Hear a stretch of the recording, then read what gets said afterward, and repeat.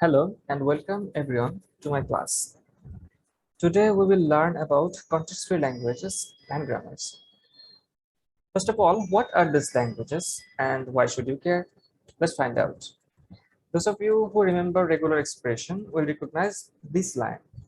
We use regular expression to represent simple regular languages.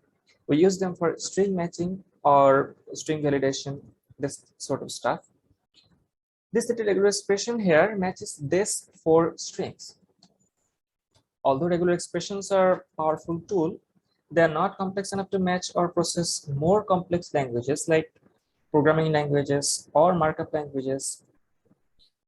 Like if we pay a bit attention to this regular expression and the string it matches, we can clearly see character B always appears at second position.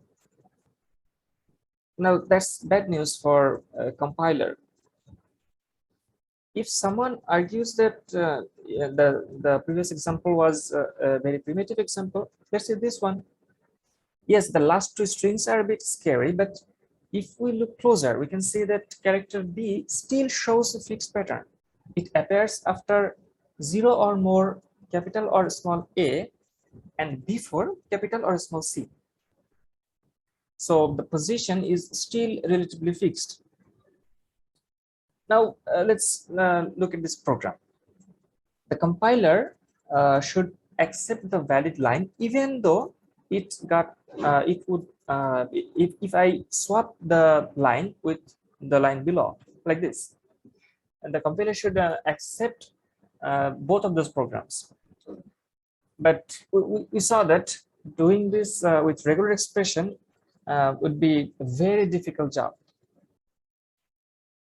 So this kind of languages which accepts literals or vocabularies in any order, those are called context-free languages. Like all languages, context-free languages have grammar. If the grammar accepts a given string, it belongs to the language, and if it doesn't, then the sentence or the string does not belong to the language. A context-free grammar has four parts: a set of variables, a set of terminals, a set of production rules, and a start symbol. A start symbol is also a variable, but a special one. The terminals are actually the literals or the symbols that consist of the language, that consist of the sentence which are in the language. And the variable and production rules, we will see them in a bit. So let's see a grammar that accepts these two, both of these programs. How it would be, how it would look. The terminals are would be like int a, b, the keyword print, the brackets, equal operator, semicolon. For the sake of example, let's say the start symbol is k. Now the production rules, the production rules are used for the derivation or validation from the start symbol k to any given string. The first rule denotes that k can be broken into m semicolon k.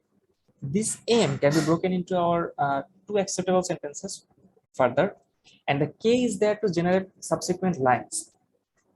The second rule is there to generate the last sentence of the program. Without that, we cannot end the program, or we cannot match the end of the program.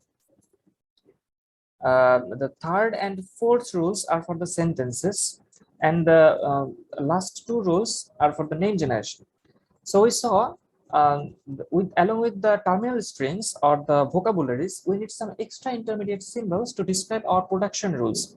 Those are the variables of our languages. For here, those are k and var. This production rules can be applied in any order on any given variable. That's why there is no particular order in a given sentence for this kind of languages. So the production rules can be applied in any order possible. That's why we can build compilers or parsers through this using this kind of language model. Any queries would be welcome. But for now, thank you.